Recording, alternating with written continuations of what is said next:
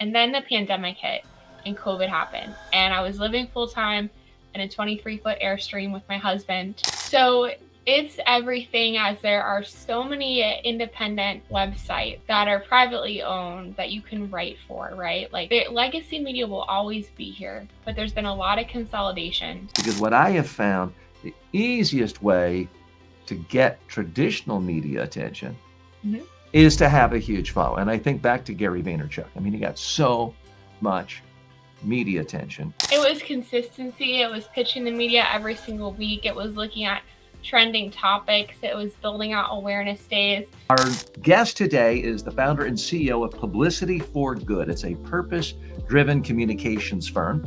She works with clients who she thinks are helping the world, and she helps spread the message by getting publicity. So it's everything from tracking web traffic, media impressions, consumer demand, building community size, driving product off the shelves. Those are probably like the most important metrics we look at. And that's part of the reason why we're building the infrastructure around me, because what am I best at is that I'm world-class at PR and getting people in the media. And my favorite days are studying and getting better and perfecting my craft. You're not even allowed to walk across the street anymore. That's seen as dangerous. Your parents want to minimize every single risk. Well, being an entrepreneur is inherently risky. Public relations, the publicist, it has a mixed image in popular culture. I can think way back to the Sweet Smell of Success with Tony Curtis, portraying a sort of a slimy PR consultant doing all sorts of unethical issues, but that's the past. Public relations can in fact be a force for good. Our guest today is the founder and CEO of Publicity for Good. It's a purpose-driven communications firm. She works with clients who she thinks are helping the world, and she helps spread the message by getting publicity. I am very happy to bring to the show today Heather Holmes, the founder of and the CEO of Publicity for Good. Heather, thanks for joining us today. Yeah, I'm so excited to be here, and we're sharing it to my LinkedIn followers too. So I'm excited just to learn more and, pour into your community. Yeah. Heather, we have a popular culture that idolizes the idea of being able to work from home, make a 7-figure income, not have a boss, have plenty of money, live where you want to live, have a family, have a real life, have kids, have a spouse. A lot of people talk about that. Not many people do it. Yes, there are people who don't have a boss, they're unemployed. Yes, there are people who make a lot of money, 7-figure income, but most of the ones I know who are doing that are slaves to a Wall Street job and they never see their family. You're doing it all. How did you do it? Oh my gosh. It's not easy and it's messy for sure. But I first got my start as a publicist. I worked at an advertising agency doing PR. Okay. And I've been doing PR for almost 13 years. So I'm one that is obsessed with the craft of getting people in the media. I was at the agency for 3.5 years. Everything we were doing for our brands was very archaic, meaning we would have brands pay our agency a lot of money to manage social media. But then I did not understand, how do I, as a 20-something-year-old, have more followers than these big brands who are paying our agency a lot of money? You add that. Typically, you're right. Like, when you work for an ad agency, it's 20-hour days. It's toxic, right? It's around the clock. And I wanted to find a different way. So June 15, 2015, I quit. I moved home to my mom's basement. I got a minimum wage job at Lifetime Fitness. It's a gym, an incredible gym. I slowly started building my PR agency. And I literally worked at the gym while building my agency. And I literally worked at the gym and built my agency for 3 years. I didn't leave the gym until I was, probably at like $3,000 to $5,000 a month, right? And then the year of the pandemic was our first $1 million year. And what happened is, I moved to San Diego for a press tour, and I stayed. I was about 25. I ended up living in San Diego. San Diego is great for business. So Yeah, if you wouldn't mind doing that, because I yeah, do want to point out, having checked out your website, we're going to show this later. I love the fact that you're showing video testimonials yeah, from actual clients. It's something I stress to people for years. And what I found is uh, those of you my age, 10 years younger than I am, 20 years younger than I am, you're going to need to leave the room now. But Heather, what I found is people under 35 still think video is some crazy exotic thing where you have to hire a Hollywood production crew and it's therefore impossible. And they never put video testimonials from their clients on. I love the fact that you did that. Now, Heather, you're not an old timer like I am. I started working at Ketchum Public Relations in 1985. But that's so cool. 13 years is still a long time. There's been a tremendous change in the PR landscape. I mean, 13 years ago, I don't know any author who wouldn't have, cut off their arm to get on Oprah Winfrey or to get on the Today Show Yeah, because boom, that major. Well, today there is no Oprah show, at least on broadcast TV. And most authors I know would say, given a choice between going on the Today Show or having their own YouTube channel that's got 20,000 regular followers, they'd much rather have their own YouTube show, or they'd much rather be on a podcast that is the most respected podcast in yeah. their niche. So you've seen tremendous change in the industry in your 13 years. What's been the biggest change that you see? And I also want to know, where do you think things are going in the next 5 years? Sure. So much has evolved over the years. If we look at big media companies, there's an editorial department and an e-commerce department. So if you're a product-based brand and you want to feature in men's health, 8 of the 10 features typically have an affiliate link. So there's definitely been a change to move over to metrics. So media members are looking at what's trending, right? What's the search volume for this story? And they're utilizing that as part of their metrics. So that's really the first difference. Let's dig deeper on that because I want to make sure I'm understanding carefully. Mhm. Let's say I were your client and I said, "Hey, I've got my new online public speaking course. It's $1,000.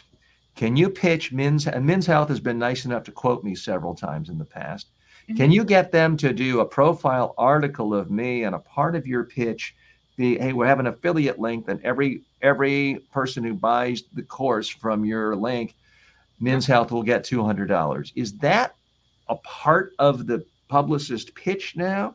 Or does that instantly put you in the advertising category where they want you to buy time? So there's two different separate um, entities. So the editorial department works with the e-commerce department, meaning they want to maximize their articles. So yes, they would include an affiliate link to buy your course. They want to see that. And they have databases and they'll search to see who has an affiliate link. On the separate side, there are way more sponsored articles, sponsored posts, people selling articles. That's a new change as well. People selling Mhm. their time. Can I, Um, and I apologize for interrupting, but I find this fascinating, and I don't know what the answer is. mhm, When you, as the publicist, are pitching someone to mhm. Men's Health or any publication, are you now using as a part of your pitch, hey, your e-commerce department is going to love the fact that we have this affiliate link? Is that a part of your pitch? It is, but it's also saying, hey, this many people are searching, looking at Google and Google Trends, like 1 million people last month searched for this topic. So we in our pitches too. Okay. Mhm.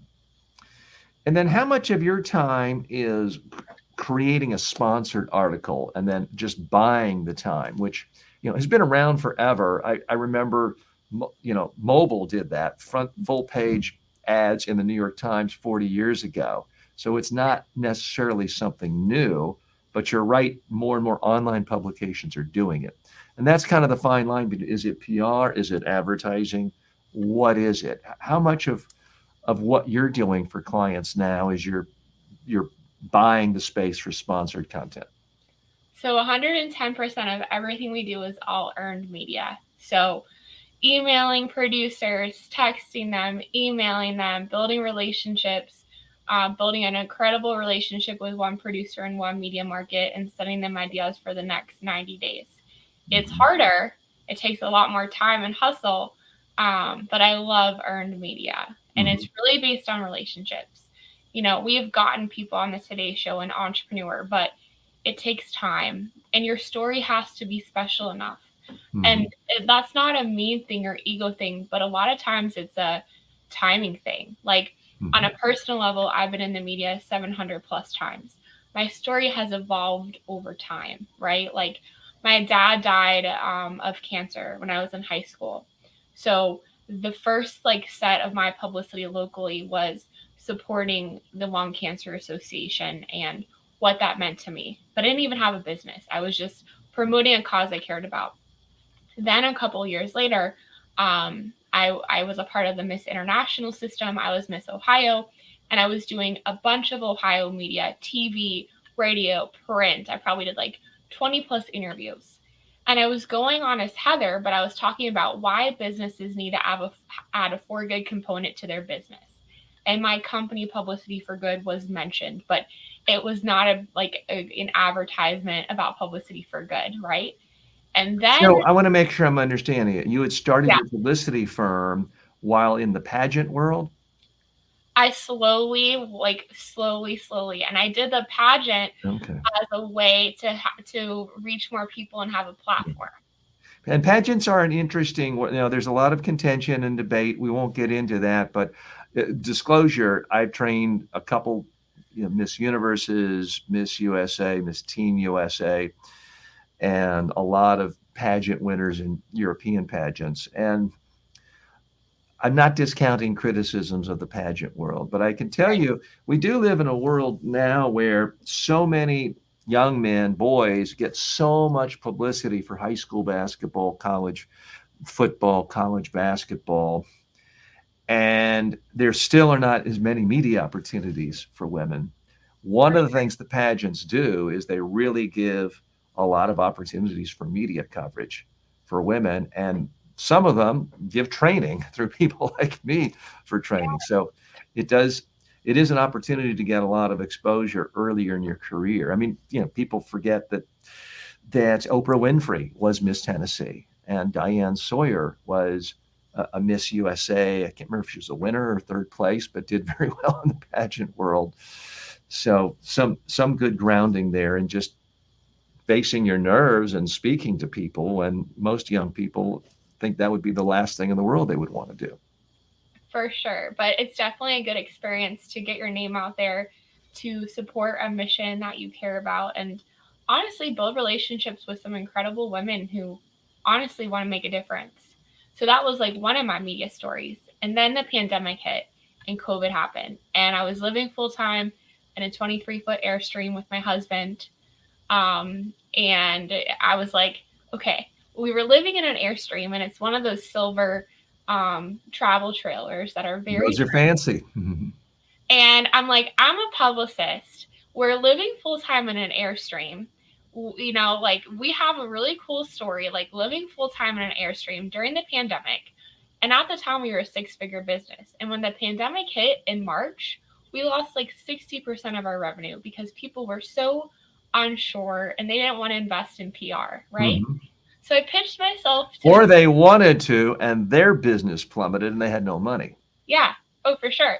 So I pitched myself to the media, and it is based on timing. But before this, I had hundreds of local interviews, podcasts. It wasn't like I showed up on WGN News TV, which the reach is bigger than Good Morning America or Fox News or Business Insider. It's not like it happened overnight. I had interviews for them to watch. So that was probably 5 years of me being in the media before national media was the right thing. But a Mhm. lot of it was timing, in that the world would provide an opportunity for me to be in the media based on my story. So I'm saying all good things take time. You need to get local media and interview practice before you go on the main stage. You don't want to look like a one hit wonder. And things happen in the world that provide an opportunity for your story to be amplified and take the national stage. Mhm. So a lot of it is based on timing as well. Yeah, so many publicists talk about what best practices are, And then you go to their own website, and it's the classic case of the cobbler's children wear no shoes. they have they have no testimony. Forget video testimonials. They don't have any testimonials. And they're like, oh, yeah, we're busy working on clients. So many publicists take the attitude of, well, I want all the spotlight to be on my clients, not me. I always thought that was short-sighted, because if you can't do it for yourself, why should anyone trust you to do it for them? And if you don't believe in publicity, why should anyone else believe in Yeah. publicity? So I have to applaud you for that. And just, your willingness to say yes to us and spend time with us, I think is great, because so many people in the publicity world say, no, we're not going to do that. I'm going to pull up your website in a minute. But before I do that, I want to get your sense of where this is all going. Because again, I grew up in a time period where, a little ahead of my time, but someone like a Wayne Dyer can Yeah. write a book, Your Erroneous Zones. He's completely unknown. Yeah. No newsletter, no list, no name ID, no fame, no nothing. A book that maybe it wasn't a self-published, but a small publisher. He somehow got on The Tonight Show with Johnny Carson at a time when tens of millions of people watched The Tonight Show. Boom! His book took off, bestseller, and that made his entire career. He published 50 books. He was rich and famous the rest of his life. And I like him. I'm not saying that as anything negative. Those days are gone. Yeah. Those days are absolutely gone. In a sense, it's never been easier to get publicity and get in front of someone, because there's no gatekeepers, because anyone can host a YouTube show and have an Instagram account and blog and Facebook. But in a sense, it's never been harder, because it's harder to actually build enough of an audience to get to the point where it's very meaningful. Mm-hmm. What are you seeing as the biggest trends that you're trying to stay ahead of right now in this whole attention game? So it's everything, as there are so many independent websites that are privately owned that you can write for, right? Like, the legacy media will always be here, but there's been a lot of consolidation. So there is way more independent websites. There's Rumble. There's people starting their own media companies. So there is such an opportunity for you as an entrepreneur to get in the media. There's platforms that you can write on and become a contributor, right? So we're definitely trying to stay ahead of those trends. When I think of public relations, it's also looking at, doing an Instagram live. It's also looking at YouTube. It's also looking at micro influencers, getting influencers to talk about your brand. And then where I'm extremely passionate about is, well, how do you integrate it into your marketing? What does that look like? And what is the next steps to really build, a brand that is seen as an industry leader? Because to me, it just starts in this moment of doing the interview.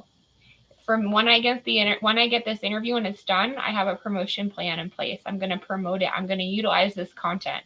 Yes. So, that's where I'm really passionate. And part of the reason, kind of going back to what you said about doing interviews, is I like to do a lot of these interviews to be in the shoes of my clients, to feel their stress. Like, I have 2 kids under 2. I have 1 on the way, all those things that come with it, the mess. Like, I want to understand it so I can better coach them through it, right? I always want to get better too. But the reason why this is so valuable is, on this podcast, with you today, I should get 30 pieces of content. So you have to post on social media. And you are, and I mean this as a compliment, but your life story, how you started, what you just said, you're sounding more and more to me like Gary Vaynerchuk, who is someone I follow a lot, and I'm just guessing he may be someone that you have some respect for. Love him. Because he's certainly he suggests you should have 245 pieces of content every single day, but he's got 27 full-time people working for him.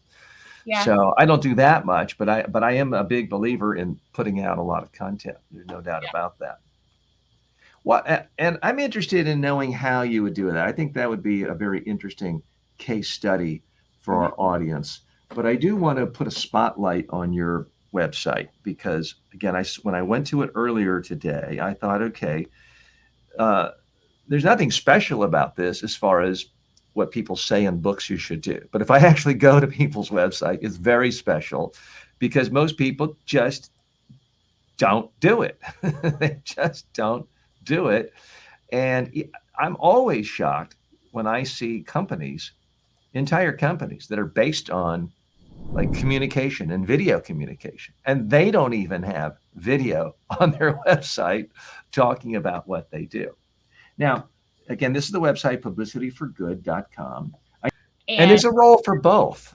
Yes. I mean, my only qualm with showing the fancy, highly produced ones, people are like, well, I can't do that, so I don't bother. And sometimes just a simple cell phone in front of someone saying how you benefited them and helped their business a lot can be the most meaningful thing. You know what I forgot? I want to just make sure I hit the settings correctly. So I'm going to start over. I'm going to share my screen. I've got my audio system on. With StreamYard, sometimes there's two buttons you have to push to get the audio, so it's sometimes forgotten. So let's just take a look at this a minute and see what we think. The Prospector is a nonprofit dedicated to providing meaningful, competitive, and inclusive employment for people with disabilities. So through the mission of competitive and inclusive employment, we have a first-run movie theater here in Ridgefield, Connecticut, where we show all new movies, and there's so many kinds of jobs within the movie theater. We also have a popcorn business, Prospector Popcorn. It's an online e-commerce business, and just like a movie theater, there's so many jobs within one bag of popcorn. Prospector has the commercial kitchen where we make everything, the baking and cooking process to the packaging. Everything is done in-house. Certain prospects have different strengths or sparkle. We really like to accommodate anyone who would love to be in the kitchen, that it can only make our team stronger. Since opening in 2014, we've had so many people reach out to us asking, how do we have your sparkle here in my state? How do we share what you're doing? What's the secret recipe? We believe we have the most delicious, tastiest popcorn on the planet. And we believe that there's so much sparkle that can be shared within one bag. And we need help to share that reach across the country. So we were able to find a firm called Publicity for Good.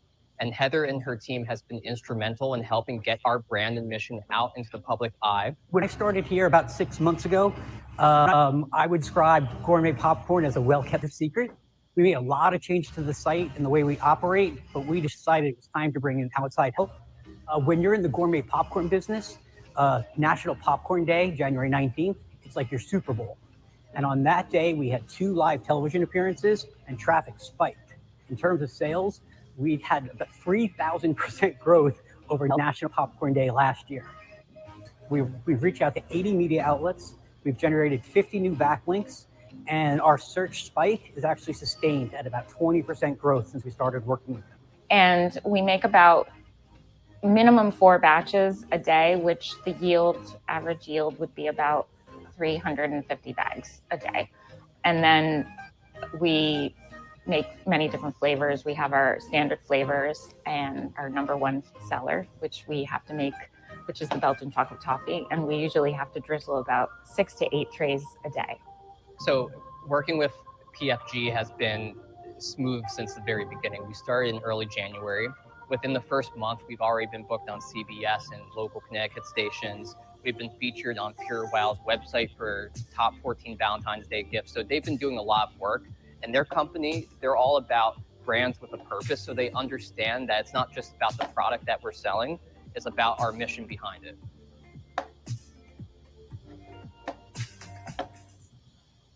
Wow. So really very powerful. What I especially liked is it wasn't just, oh, we got a lot of publicity. They're great. I really like that you specifically tied it in to metrics of growth, specific numbers of placements, specific outlets, specific outreach, lots of specificity. Because let's face it, a lot of us in the PR business like to kind of just talk about smoke and mirrors.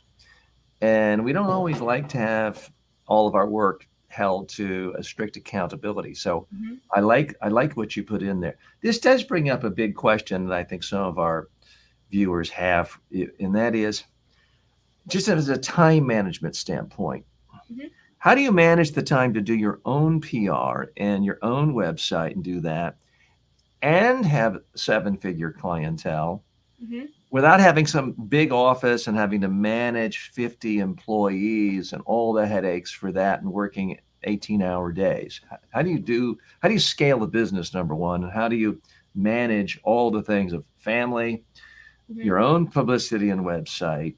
Because I see so many young PR firms, or not young, but smaller, less than 50 people PR firms, they just let that slide. Mhm. And scaling up to major growth. How do you do that? So it's a couple of things. It's making it a priority and putting it on my calendar. That's the first thing. The second thing is I want to understand what the experience will be for clients. I want to build a relationship with you so that you say yes to amazing clients that we serve. I want to know what the experience will be like for my clients. So to me, I'm creating opportunities and relationships for our amazing clients. Like that's part of the reason why I do this. I do have a full-time team helping me. When I started, we were virtual.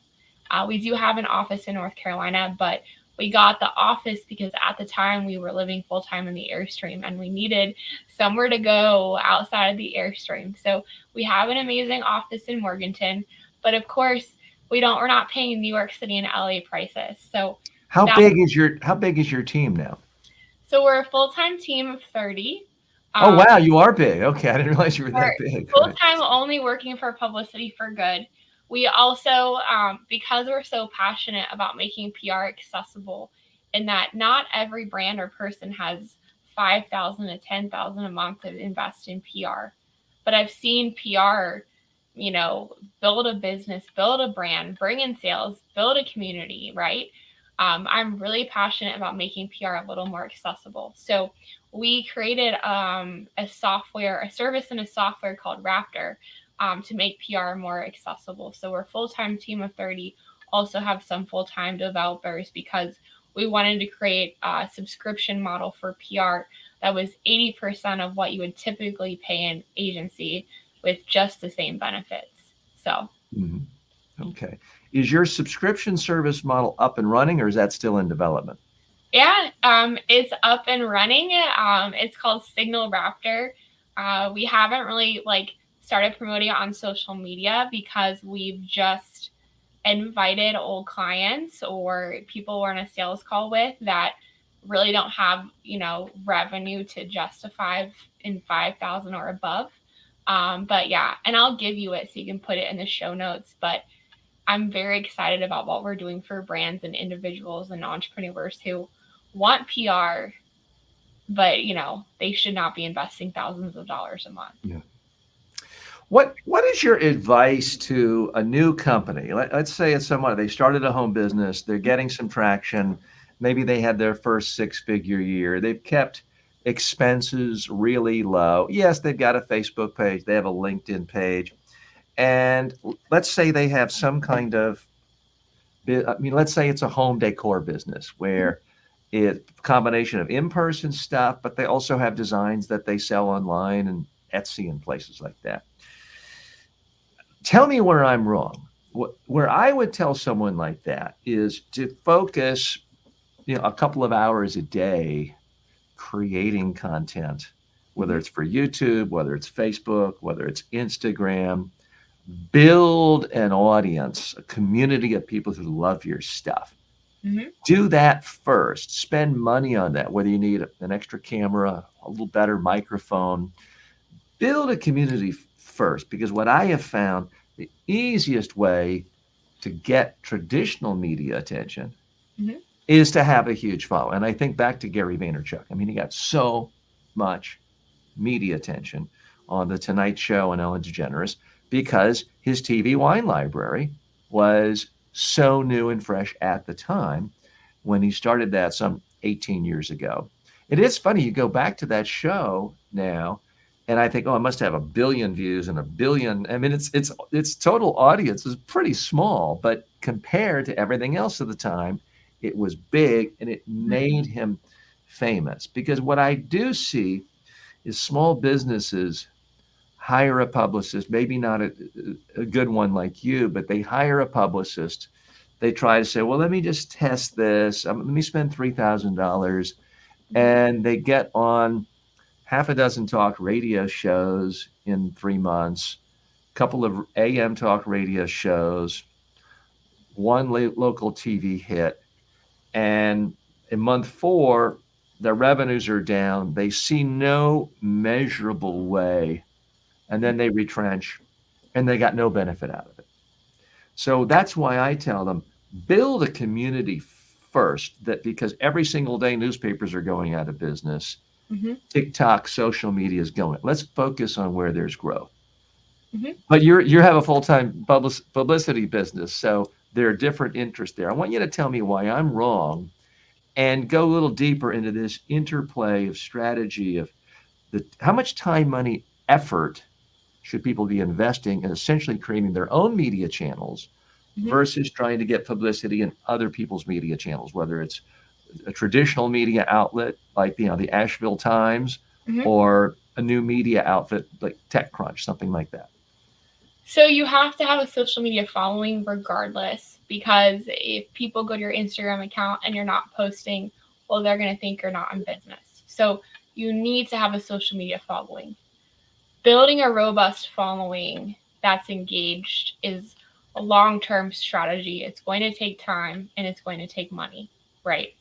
Why I really value PR is you could literally, if you have 1,000 followers on Instagram, you could go in your local morning news, 3 minutes, reach 2 million people, and you're in front of other audiences, right? Like there was a mom that had a cookie company in Texas, and she just had her website and had no sales. And her one TV segment, because of her story, brought in $12,000. So I'm seeing local media convert extremely well when it comes to brands or people that have a heartfelt story. Typically more though on it's easy to buy cookies. Now, if you're a business coach, sometimes that's harder because everyone loves cookies and it's easy to buy cookies. But if you're trying to sell your services, that's a little harder.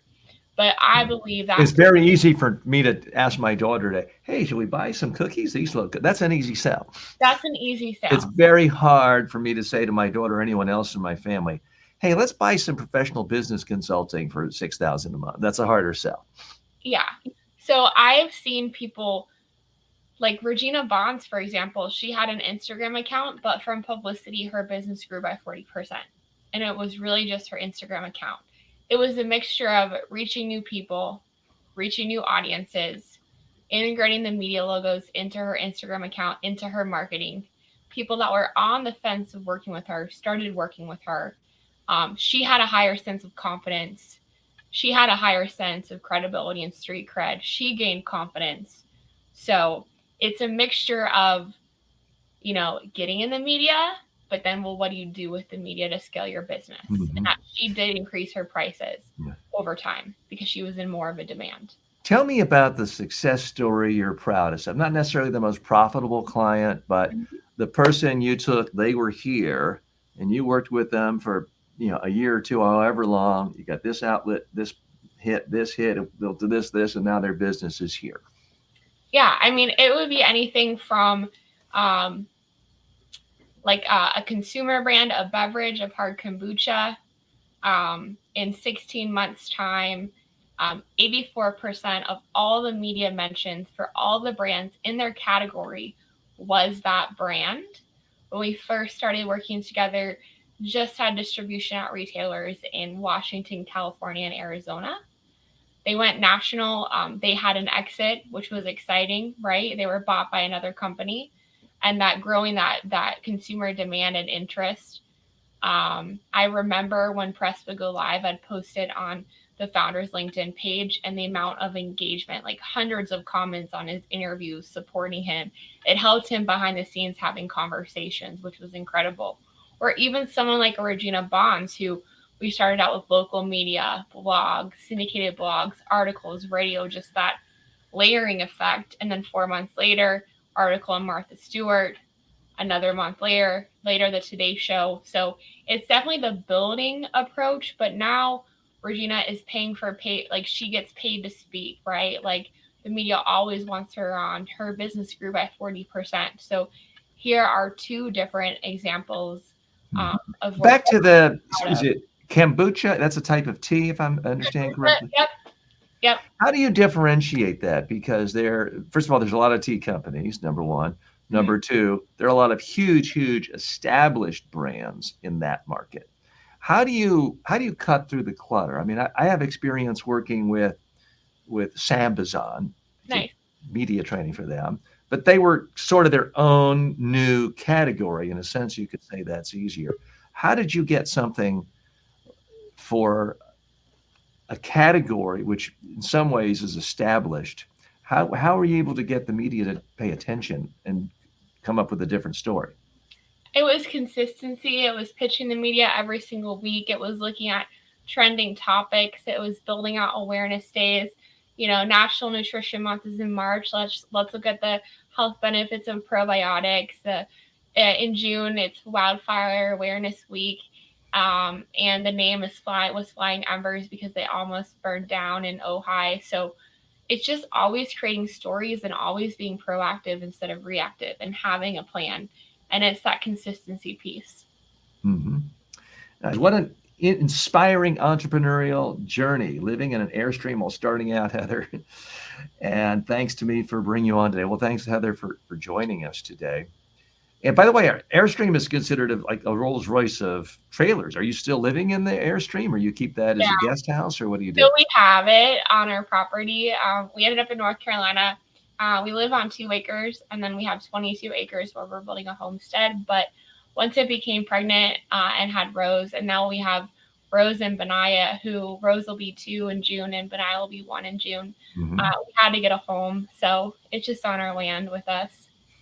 Well, it's a beautiful area, and many people who know me will laugh because they'll find this shocking. I actually cleared brush in the lands near you in Morganton back in the 1970s.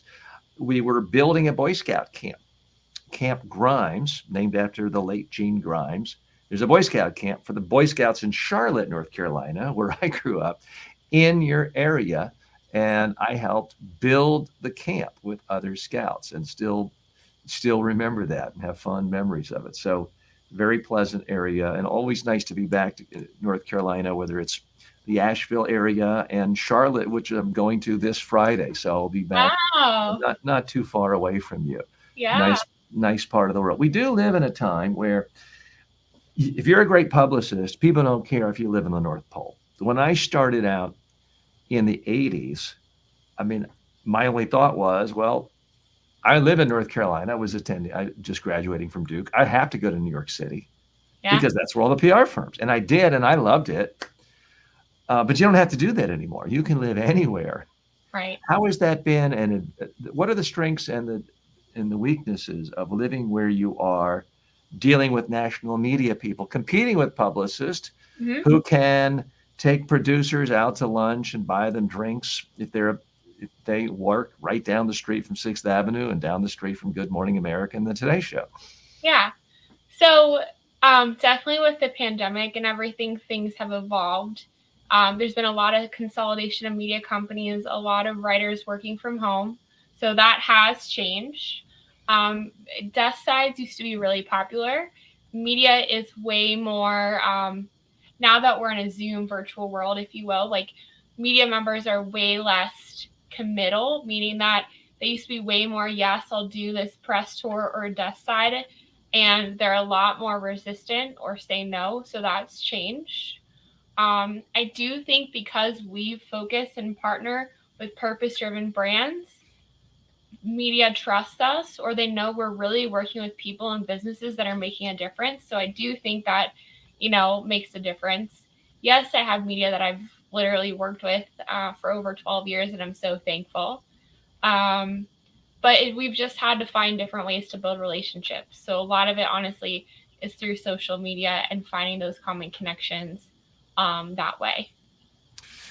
Some of our audience, especially the ones watching this on replay, they're rewinding. Oh, wait a minute. How do you keep a client for 12 years, especially in a field like PR? Now, I have a lot of respect. I've worked full-time, long time ago in PR. I deal with PR people. I'm a part of the PR world in the sense that PR people hire me to do media training for a day. Mm-hmm. But I can tell you, I do think PR is a very tough job for a lot of people because people think, oh, you're Samantha from Sex and the City and you're going to parties all the time. And that's just completely irrelevant for the most part for 99% of PR. But what I've always noticed with PR people is, you can spend 6 months trying to get someone a placement. You get the front page profile of the Wall Street Journal Yeah. or Barron's. And 24 hours later, the client is like, how come you don't have me on 60 Minutes? I mean, they always want more. Yeah. There's so many variables you can't control as far as, certain media people will promise you, they'll do the interview, swear to you it's coming out, and then poof, the producer involved or the editor or the writer involved was fired or left. It disappears. And it's a very, very tough profession. And what a lot of firms do, especially here in New York City, I won't mention the name, but a very, very big one where the founder just died in the last few years. It was nice enough to blurb my book, Media Training AZ. I don't want to trash him. But they're notorious for the big name guy gets the big famous clients. Mm-hmm. And with his name, they bring in, and it's a very famous PR firm. They're able to bring in hundreds of other clients who can say, well, I now have the same PR firm as, and they mentioned a very famous person. Mm-hmm. And they pawn that assignment off to a 23-year-old and told, just get placements. We're going to measure you by the stack of placements you get. And they sign them to 6-month contracts. And at the end of the 6 months, I've heard countless people say, yeah, it was a famous firm. We only paid $5,000 a month. We were only locked in for 6 months, but we got 2 small placements or 0 placements in 6 months. And then they quit. But it doesn't, as a business model, they churn so many in and around, they're making millions. It sounds like you have the opposite. How do you keep a client for 13 years? How do you keep from not getting sick of them, number one? Yeah. And how do you monitor their expectations? Because we're all human. You get me on the Today Show today, I'm thinking, well, she's going to get me on 60 Minutes tomorrow. And it doesn't necessarily work that way. Yeah, it's hard. Whenever we have client calls, we're always asking, like, what can we do better? What do you like? What don't you like? So we have that as a part of our dialogue, for sure. There's definitely things that happen that are out of our control, finances, priorities change, and all those things. But we really try to have, like, those direct questions on our client calls, like directly asking our clients and everything. Mm-hmm. What keeps your clients awake at night? I mean, if you're a bigger company and you're all dependent on your founder who's 90 years old getting publicity, the founder goes, it's gone. Mm-hmm. Are they worried that they have a huge presence on TikTok and, oh my gosh, TikTok might not be available in the United States next year? What is their biggest concern when it comes to ongoing communications with clients, prospects, the industry? So for brands that we work with that are like international, 800 plus million, it really is brand awareness, or, when you poll the market, do people know your brand over others? For smaller brands, really, I hear we need to move products off the shelf. It's sales. We want to build our community. We need brand awareness. But I hear sales a lot. So how do you deal with that? Because I know so many PR firms, publicists, the question they hate more than anything is, okay, I'm a small business. Here's my product. Mm-hmm. How can you show me return on investment from other clients? And then how can I hold you accountable after, the first couple of months as we get going? Most publicists I know can't stand that because they like to talk about, well, we're really building the big brand and the mega positioning and the strategy, and not knocking. All those things are important. But for a small business, I mean, if you're a small business with a couple $100,000 in revenue and maybe a couple of freelancers, every single penny you don't spend goes into your pocket. You can invest in for your family. You can invest in index fund, it could be getting 10, 15% a year. So people do scrutinize it differently than just a mid-sized bank that automatically has a line item of $2 million for communications this year. Sure. So it's everything from tracking web traffic, media impressions, consumer demand, building community size, driving product off the shelves. Those are probably like the most important metrics we look at. And then aligning it with the business initiatives too. And how, I mean, look, I fail all the time. Everybody has failures. How often do you have a failure where you've got a client, you're getting them good publicity, it's just not resulting in sales, and they can't afford to continue? What do you do in a situation like that? So a lot of it has to do with their landing page is not optimized, or it's not optimized for Shopify, or they're using PR as their Hail Mary and they're doing nothing else to grow their business. So, right, like we try to have those tough conversations, let them know what infrastructure they need placed, etc. But it still happens. It has happened.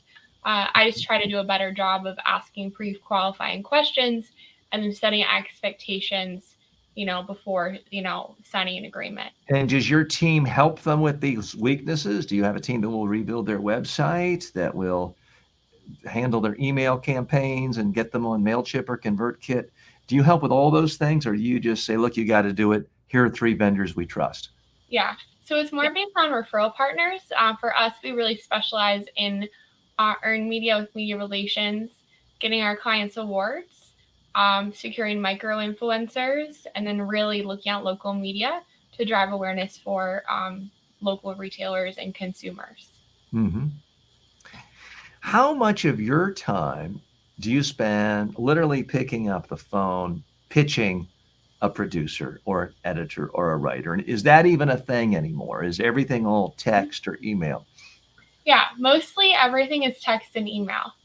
And most producers don't want to be called.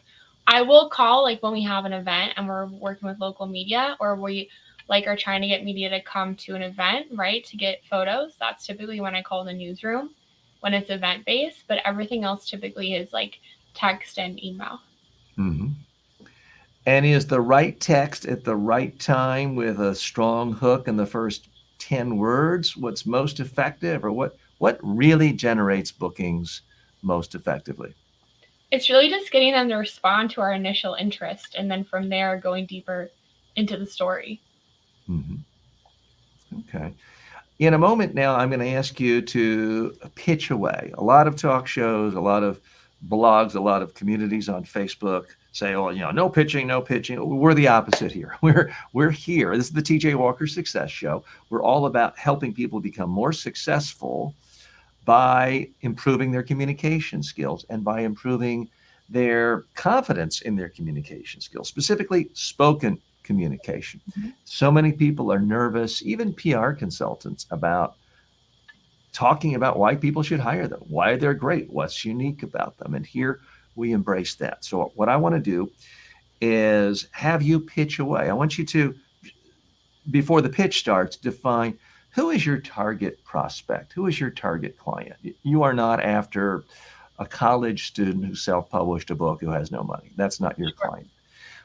Define for us your client, your ideal client prospect. And then imagine they're sitting right here. It's a one-on-one conversation, and you can just talk to them for 2 minutes because you've already introduced each other, and they say, so tell me about your firm and what you do and how you could help me. That's the scenario. So I'm going to get off camera, give you a couple of minutes to pitch away anything you want. You talk about your website, your new software as a service, anything, it's up to you. Ladies and gentlemen, here is Heather Holmes. So I'm Heather Holmes, and I'm the founder of Publicity for Good. We are a purpose-driven communications firm where we make you become an industry leader. We have been in the space for over 9 years, and I've been a publicist for almost 13 years. And we are obsessed with partnering with mission-driven brands. So that is consumer brands that you would find at the grocery store or individuals and influencers who have a story and are trying to make a difference in the media.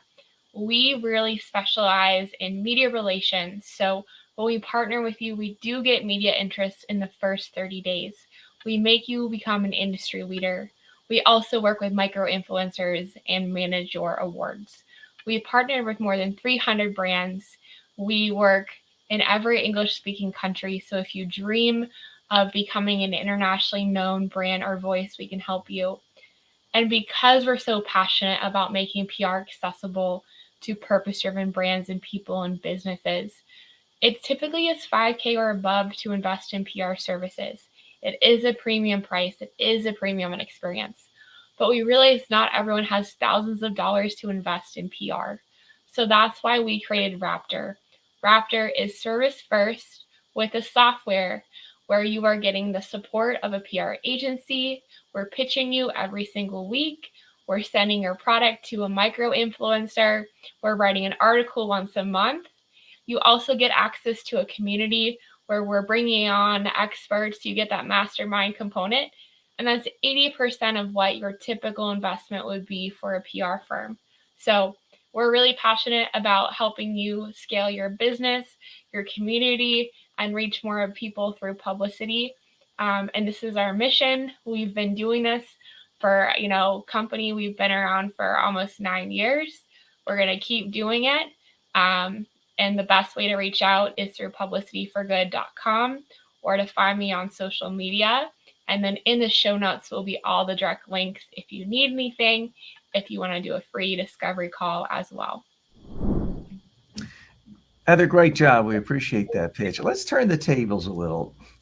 What questions would you ask you if you were looking for a publicist yourself? Let's say your software business has taken off so much. You've got an investor, you've got venture capitalists giving you billions of dollars because they're convinced this is going to be a $1 billion industry. You're now spending all your time running a high-tech industry. And even though you could do the PR, you just don't have the time, and nor do you have the time to manage it. You want to actually hire a PR firm. What questions would you ask PR firms pitching your business? It would be everything around, give me examples of other brands or companies or tech companies that you've done PR for. It would be really understanding your metrics and what you track. It would be looking at case studies as well.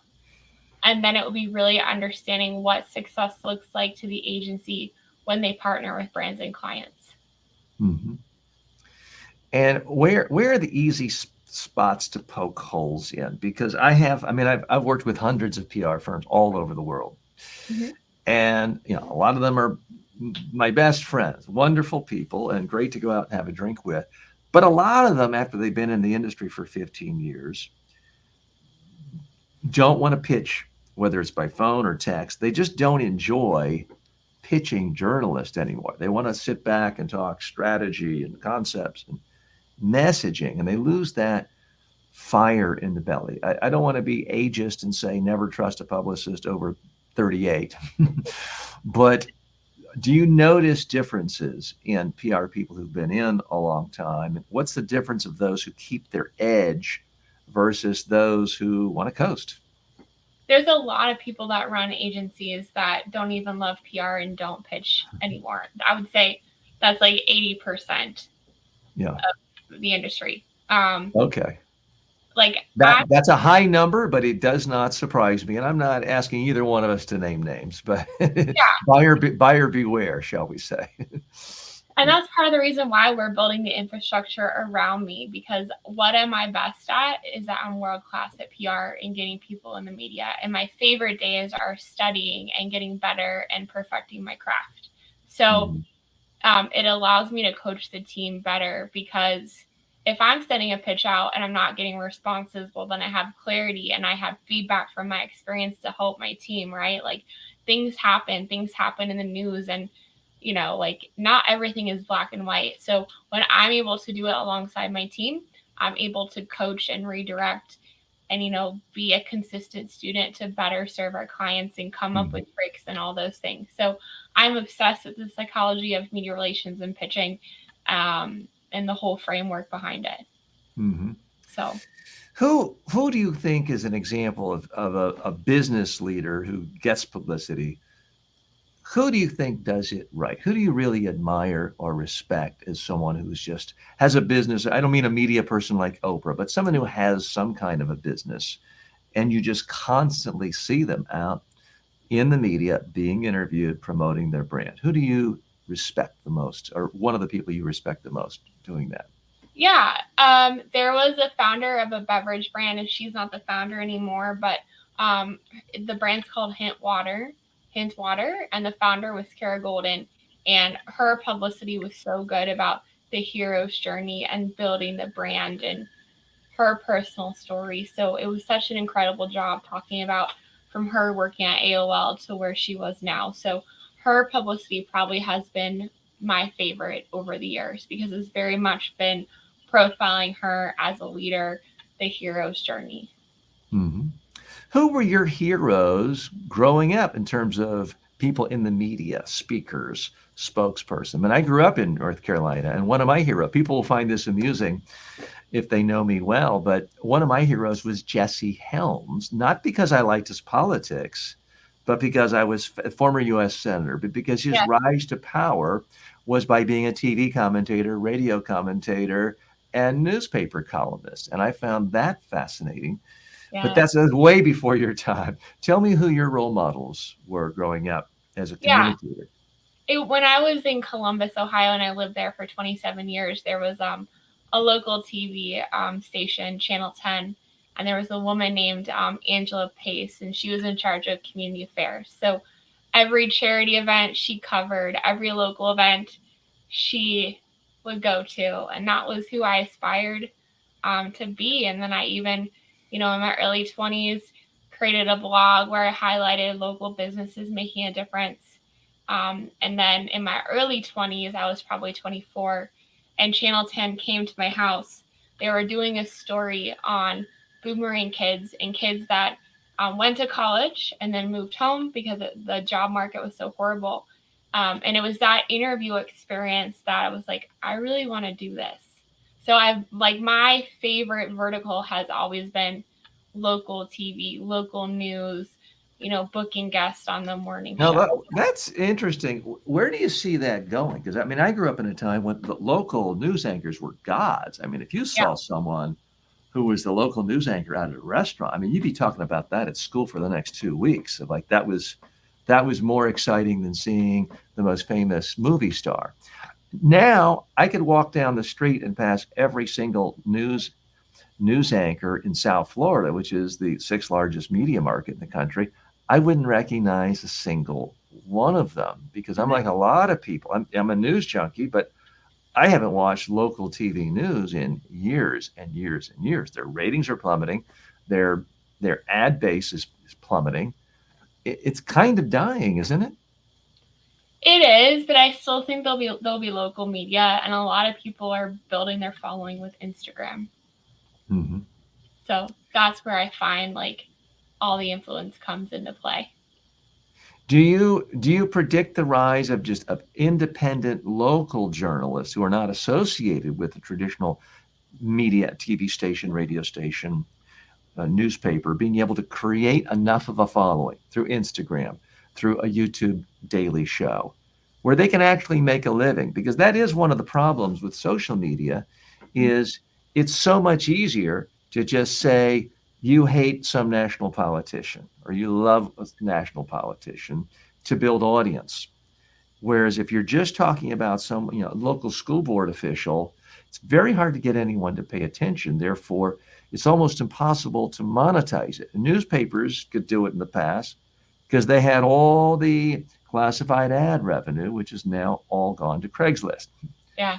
So do you see a possibility for local reporters / journalists / talk show hosts to be their own thing and making it independent of traditional media? No, I see more of it on the influencer side, not necessarily connected to a media company, people starting their own channels and getting their own followers that way and then monetizing it. Well, I guess that's really what I'm asking. Is it going to be possible to be an influence. Let's say your old town, Columbus, Ohio. I Mhm. forgot where they are in the media market, 53rd or something like that. Is it going to be possible for someone to just say, I'm going to be a Columbus community influencer and I'm going to Mhm. post on Instagram what's going on in our community, and I'm going to do a live show on YouTube and social media every day and interview mayors and city council people of what's going on. And I'm going to cover the parade and frankly do a lot of things that local TV and newspapers used to do. And I'm going to review the biggest live show, Broadway style show coming to town. Will it be possible for someone to do that and make, let's say, $80,000 a year? Because from what I see, unless they really specialize in some narrow niche, and even then it's got to be international. I mean, makeup is an international niche. Mhm. Can someone focus on local news and make $80,000 a year in most communities in America? So, I mean, they would need to have a revenue stream, whether they're making money through Amazon or selling products or selling ebooks or those things. So, they would need to be able to sell something to make money. Mm-hmm. But can they do it with an audience as small as most local audiences tend to be? Most That's the likely bigger no. issue. You can monetize audiences if you get a certain enough size. But if you're in Columbus, Ohio, no offense to Columbus, there's plenty of authors who probably have some book on gardening who live in Columbus. Right. But you do a whole show, maybe you sell one book on Amazon, you get 89 cents. That's not going to pay the bills. Is there a sustainable way for them to do that? So they need to have a separate business where they're selling a product on Etsy or they're selling an ebook, or they're promoting products on Amazon and they're bringing in affiliate money. But they need to have physically another infrastructure in place to bring in revenue. Yeah, I mean, I don't know what the solution is. I'm not in favor of turning back the clock and saying Craigslist can't exist, but I Right. do think it's very difficult for communities, for people to know what's going on, and whether their local school board is ripping them off or doing a good job. It's harder to find out about that because there's no local media. We've had a couple of people write, how can you encourage a new generation to be entrepreneurs? How do you market your business when it was a startup? Now, you've covered the last part some, and Mary, that'll be available on demand. But specifically the question of a new generation being entrepreneurial, because we do live in a time, I'm thinking of specifically the book Anxious Generation by Jonathan Haidt, where he talks about young people today are coddled to such a degree where their parents are preventing them from failing at all. Mm-hmm. You're not even allowed to walk across the street anymore. That's seen as dangerous. Your parents want to minimize every single risk. Well, being an entrepreneur is inherently risky. So, to Mary's question, how can people, and what are you doing in particular to encourage a new generation of entrepreneurs? And just quickly, I see Modi has wrote in, says best views on URL. That looks like a spam, and module entrepreneurs. So it would really be, you have to connect them with other entrepreneurs, give them content, show them Instagram accounts of other entrepreneurs who are doing the thing too. But it's really, surrounding them with resources and people to follow, maybe taking them to a local conference, finding another teen entrepreneur. It's really about getting them involved in those communities to be inspired about what's possible. Mm-hmm. And how do you connect with that? And no offense to my people from North Carolina and Morganton in particular, but it's not known as a hotbed of entrepreneurialism. I think there are a lot of school teachers there, farmers, lawyers, doctors, all needed by society. But how do you personally find connections with other entrepreneurs where you can have face-to-face conversations? I mean, I go to a lot of trade shows. I travel a lot. It's really through building a social media presence. I've built a lot of really good friends with entrepreneurs that way. And then a lot of it is just referrals, like taking care of our clients and getting referrals as well. But I don't really your success now with virtual, like you can literally build a social media following or get in the media and build a brand no matter where you live. Mm-hmm.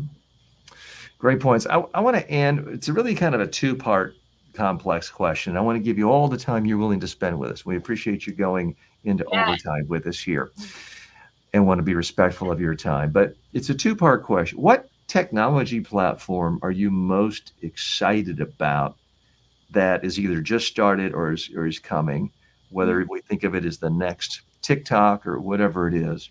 What platform?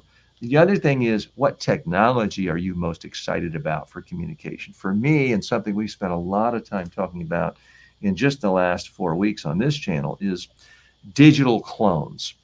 I see that, frankly, as the absolute most transformational communication tool of the last 30 years. And I spent a lot of time building my communication, my AI digital clone, and there's going to be video coming to it soon, possibly even in the next 4 to 6 weeks. But I want to hear from you again. What platform are you most excited about, and what communications technology are you most excited about?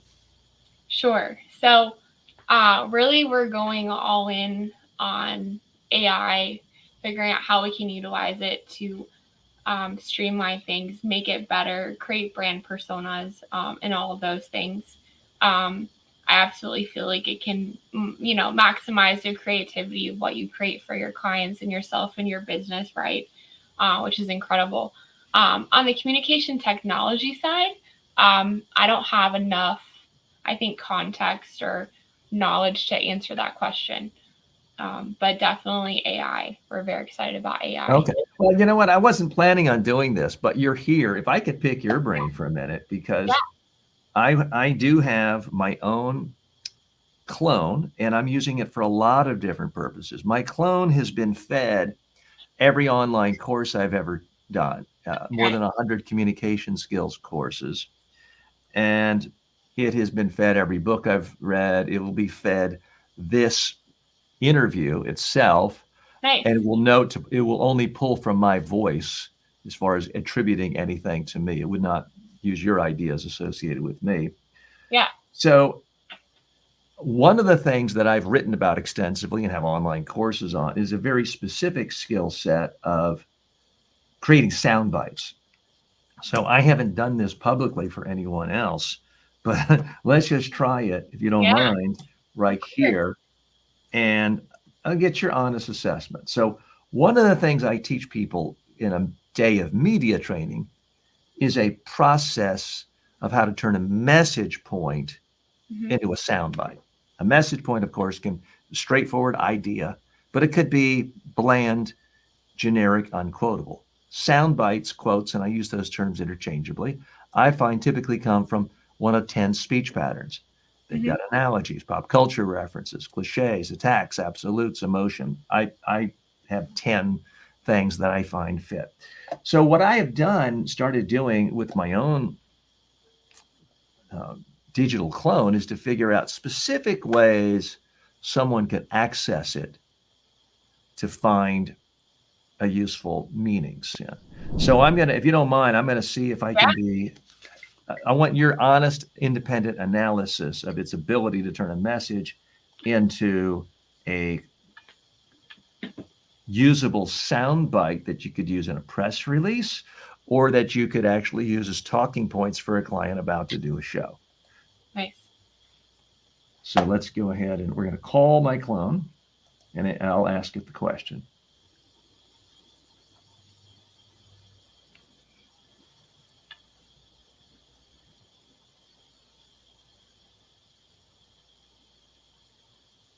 Hi, I'm TJ's clone. How may I help you? TJ, I need help with creating some sound bites. I am putting out a press release to promote my business, and I'll be doing talk shows. I have a publicity firm. It's called Publicity for Good. My message is that our firm is going to work harder for you to generate lots and lots of consistent publicity tied to your return on investment, not just for vanity purposes. That's my message. I would like you to give me at least 10 sound bites on that message. And in most of these sound bites, I would like to have multiple sound bite elements. If you could give that to me now.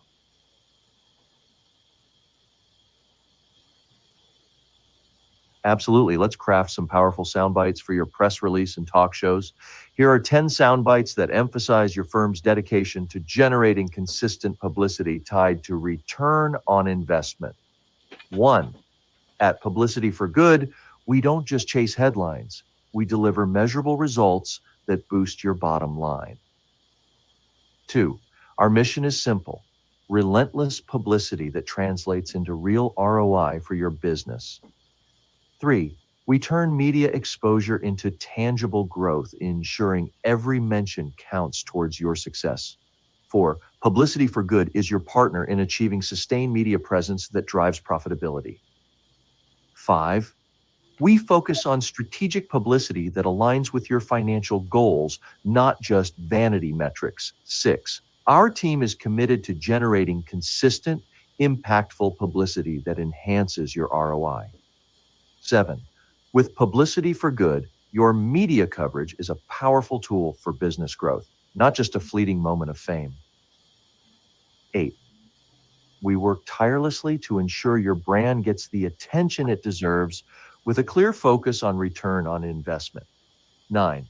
Our approach to publicity is all about creating lasting value and measurable success for your business. 10. Publicity for Good transforms your media presence into a strategic asset that drives long-term profitability. Now let's take this a step further. How about hang on. practicing? TJ, that wasn't bad, but I want you to be even more creative. I want you to go completely over the top. This is for People Magazine. This is for USA Today. I want you to be even more colorful. And this time I only want 3 sound bites, but after you give each one, I want you to tell me what soundbite element was in it and why you think it would be quoted. All right, let's go all out and make these sound bites pop for People Magazine and USA Today. Here we go. Publicity for Good is the rocket fuel your brand needs to soar past the competition and land on the moon of success. This soundbite uses bold action words and an analogy. The imagery of rocket fuel and landing on the moon makes it vivid and memorable, ensuring it grabs attention and sticks in the reader's mind. With us, your brand won't just make headlines, it will become the headline everyone talks about at the water cooler. Here, we have a pop culture reference and a bold action word. The idea of being the talk of the water cooler is relatable and paints a picture of widespread buzz, making it highly quotable. Forget fleeting fame. We turn your media presence into a legacy that echoes through time. This sound bite employs an absolute and an emotional appeal. The concept of a legacy that echoes through time is grand and dramatic, making it stand out and resonate deeply with readers. Now let's put these into practice. TJ, switching gears. Last question. Let's switch gears. Now I need sound bites, just 3 of them, for Barron's Magazine. My readership is very, very sophisticated mutual fund managers who are either billionaires or work for billionaires. So it's got to be sophisticated, nothing cheesy here. Give me 3 great sound bites on this same message. Publicity for Good is your strategic partner in transforming media exposure into substantial financial growth. This soundbite uses sophisticated language and emphasizes the strategic partnership, making it appealing to high-level financial professionals. Our relentless focus on ROI ensures that every media mention translates into measurable value for your portfolio. Here, the emphasis on ROI and measurable value speaks directly to the financial acumen of your audience, making it highly relevant and quotable. With Publicity for Good, your brand's media presence becomes a powerful asset, driving long-term profitability and market leadership. This soundbite highlights the transformation of media presence into a strategic asset, appealing to the sophisticated nature of your readership. Now, Okay, thank you, TJ. And now I am sincere. I mean, nobody likes to just criticize someone who's had them on their show, but I do want some honest feedback because I had not done that before. It was cool. I mean, I did it once for myself trying it, but I hadn't done that before. Give me your honest assessment of whether you think something like that could be helpful. I wasn't, well, let me just be quiet before I give any opinions. Tell me what you thought of that. I think it's great to have a tool that you can talk to and it kind of brainstorms things, which I love. I think it definitely can use as a good baseline for the work that I'm doing. I'd probably tweak some words, but I mean, starting off, I would give it like an A-. Like, I thought it was great. I think the user experience is great too. You just speak and it creates it for you. And I should point out, I mean, if you're writing a press release, text is going to be more helpful. The default option is you text, you can write your question or you can speak and it turns it to text and then the answer comes back in text. So if you were looking to have 3 sound bites to go into a speech or a press release, it could all be done on a text basis. Are you able to get that copy or no, because he didn't type it too? No. So that's one thing. It would be nice to switch modes to say, hey, thanks for telling me. Now email me what you just did or post it. Yeah. But if you ask it the same question, it'll probably give you something similar. So feel free. I mean, I didn't invite you on to promote this. It just sort of came to me. It was but great. But it's right on my YouTube channel, right in the About section. I have it listed in social media. But it's just delphi.ai/TJ Walker, and you'll see my clone. I do think that once the video component comes and you actually see what looks to be the real person talking, that it's going to be transformational, and that anyone seeking publicity, I think, is going to want to have their digital clone. It might not filter out for 5 years to a lot of people.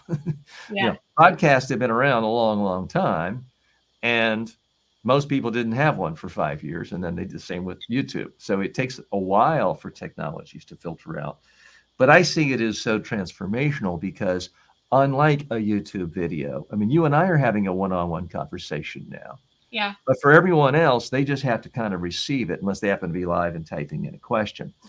But the beauty of these digital clones is you can be anywhere in the world having what feels like and seems like a one-on-one real conversation. Because as you noticed, it didn't give general comments. It took the exact message I gave, the scenario, the company, and filtered all the conversation through the lens of that. I mean, it wasn't thinking, obviously. It's pulling data and reassembling it the way artificial intelligence does, but in a way that's meaningful. And it can do it in any language. Now, I don't have mine set for every language, but I know you mentioned your international. It does introduce the opportunity for any of your clients to be interviewed by any media out in the world in any language, because it can instantaneously translate it. We've had a few more comments coming in. Oh, Rick says, thanks. He tested out the AI coaching and it was pretty useful. Thanks. Hugo says, impressive. Heather, you've been very impressive. I appreciate you sharing your time with us today. So thank you so much. We wish you continued good luck in all of your ventures for all of your clients. Do you have something we can look forward to? Do you have another media appearance planned where we can find out if we see you on your LinkedIn page or other place where we can see you in action? Oh, yeah. Let's see. I'll be on a bunch of podcasts in the coming weeks. I'm going to start promoting our PR software soon. I'll send you the link to that. I'm really excited for that. And then on a personal level, like in 3 to 4 weeks, I'll have another baby. So if you like babies, congratulations and good luck. Follow me on LinkedIn. We'll have 3 under 3. So I think it's better than being on national news, having another baby. So those are the things ahead that you can follow me and my journey on. And again, we're really passionate about making PR accessible. So I will be sharing details about Raptor on LinkedIn. And if you need help, you want to talk about strategy, you think you're ready for PR, you're not sure, we can always do a free discovery call. One of the things I like to do is, kind of like movies and stuff afterwards, the closing credits. Anything that you really wish we had done differently there? Anything you wish I'd asked you that we didn't get to? Any way that this interview could have been better for you, frankly?